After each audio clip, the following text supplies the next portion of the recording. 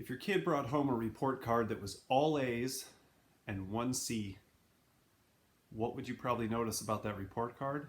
And what would you probably talk to your kid about that night? What would you probably talk to your friends about when they asked you how your child was doing in school? You'd probably talk about the C, because we tend to notice what's wrong instead of what's right in any situation, even if what's wrong is really, really small and what's right is really, really big. Imagine I had a stain on my shirt right now. Imagine I'd spilled some breakfast all over myself while I was having breakfast in bed before my bed talk. If I had a big stain on my shirt, every one of you would be noticing that stain right now. Some of you, and you know who you are, wouldn't be able to focus at all. It'd be like the stain was talking to you the whole time. And no matter how positive and how encouraging you are, there's not a single person watching this video who'd be looking at that stain and thinking to themselves, wow, that Dave Rendell is doing a good job, because 98% of his shirt is stain free.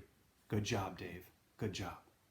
And you might be thinking, oh, that's marketing, that's spin control, that's subjectivity, but it's not. It's a measurable, objective, scientific reality that 98% of my shirt would be stain-free and only 2% would be stained. We can lay the shirt out, we can measure the surface area. It's a scientific fact, and yet that's not what we notice. Scientists call this negativity bias. Negativity bias says we tend to see what's wrong instead of what's right in any situation, even if what's wrong is really, really small and what's right is really, really big. And then what happens at a time like right now, where we're all on quarantine and the coronavirus is taking over our world, when what's wrong is really, really big, then it's even harder to see the good that's happening. And if we can recognize that it's a bias, that it's not the truth, that it's not the only thing that's happening, we can challenge ourselves to deliberately focus on those things that are right. Negativity bias isn't reality, but it tricks us into thinking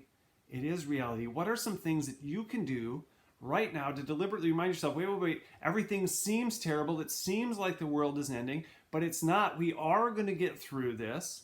What are some good things that are happening right now? My family's still healthy. I still have a home. We still have food to eat. I have time to exercise. I have time to try some new projects. I have time to get more sleep. I'm being challenged to try new things. This might push me in new directions. There are positive things happening right now in your life, in your work, in your business. There are opportunities. There are good things out there. They're just really, really hard to see right now because the negativity is so big. And even when the negativity is small, that's what we tend to focus on. So that's what I want you to remember. Think about that. Report cards, all A's and a C, we tend to see the C. Stain on the shirt, we tend to notice what's wrong instead of what's right. Negativity bias tricks us into thinking everything's wrong when oftentimes very little is wrong. We miss so many of the things that are right because we take them for granted. They become invisible. Your challenge for today is to try to deliberately provoke positivity bias in yourselves and others. Force yourself to sit down and think about deliberately. And if you do it, you'll find it. If you sit down tonight and say, I'm going to list 5 things that are good tonight, I'm going to list 5 good things that happened today, you absolutely will find them. The problem is we have to push ourselves to do that. We have to try to do that. That's your challenge for today.